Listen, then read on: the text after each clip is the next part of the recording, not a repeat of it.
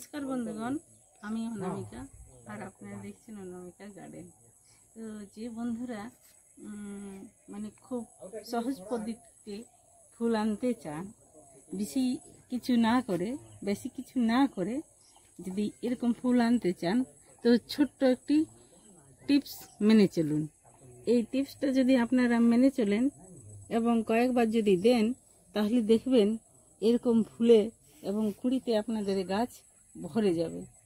তাই এই ছোট্ট একটি টিপস আপনাদের হয়তো কারো জানা আছে, হয়তো কারো জানা নেই। তো আজকে সেই টিপসটা আপনারা দেখতে পাবেন, খুব সহজ, আপনারা প্রত্যেকেই করতে পারবেন এবং এরকম সুন্দর সুন্দর জবা ফুল ফোটাতে পারবেন। হোক না দেশি, তাতে কিছু ক্ষতি নেই।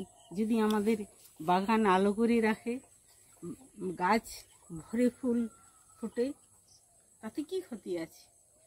আমাদের বিদেশি জবা, আমেরিকান পুনা ভ্যারাইটির দরকার নেই। এরকম ছোট্ট ছোট্ট দেশি জবা হলেই হলো, অসাধারণ ফুল ফুটবে এই জবাগুলোতে, একটু পরিচর্যা করলেই হলো। তো আজকে আমি আপনাদেরকে সেই পরিচর্যা দেখাবো। এই সারটি অনেকেরই জানা আছে, কিন্তু পদ্ধতিটা একটু আলাদা। এই পদ্ধতিটা যদি আপনারা আমার মতো করে করেন তাহলে এরকমই জাদু সার তৈরি হবে আর ফুলে ভরে থাকবে। তো আসুন আমি এই জিনিসটা আপনাদেরকে বলে দিচ্ছি এবং দেখিয়ে দিচ্ছি। এই যে আপনারা দেখতে পাচ্ছেন, এটা আমি তৈরি করে রেখেছিলাম 3 দিন আগে। এটা কি হচ্ছে বলেন না? দেখে বুঝতে পারবেন না এই জিনিসটি কি। তো এটি হচ্ছে একটি সার, অসাধারণ সার। এটা হচ্ছে খোলের গুঁড়ো এবং এটাতে মিশ্রণ আছে অল্প পরিমাণে মাটি, একদম মানে হাফ চামচের মতো মাটি মিশ্রণ আছে, আর হাফ চামচ খোলের গুঁড়ো মিশিয়ে 3 দিন এরকমভাবে মুঠো করে, যেমন ঘুঁটে হয়, ঘুঁটে আমরা দিই সেরকমভাবে মুঠো করে করে আমি এই জিনিসগুলো বানিয়েছি। খুব সুন্দর হয়। এটাকে আবার ভেঙে দিলে গুঁড়ো হয়ে যাবে। তাহলে এই যে এই একটি সারের মধ্যেই আপনাদের জবা গাছের জাদু। তো চলুন দেখাচ্ছি। এখানে রয়েছে চায়ের পাতা, দেখুন এইটা আমি ভেঙে দিচ্ছি।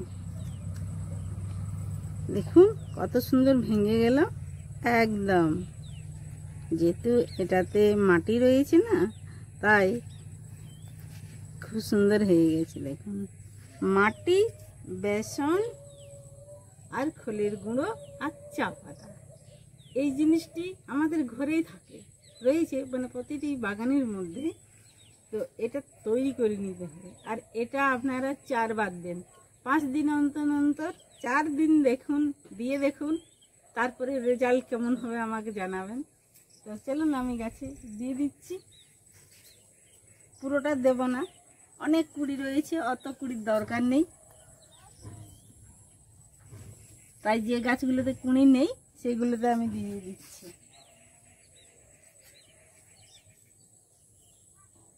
কমেন্ট করে জানাতে ভুলবেন না, আর লাইক করবেন যদি ভালো লেগে থাকে। আজকে এই পর্যন্ত, আবারও নতুন একটি ভিডিওর সাথে আপনাদের সাথে দেখা হবে। আজকে আপনাদেরকে অনেক অনেক ধন্যবাদ। নমস্কার।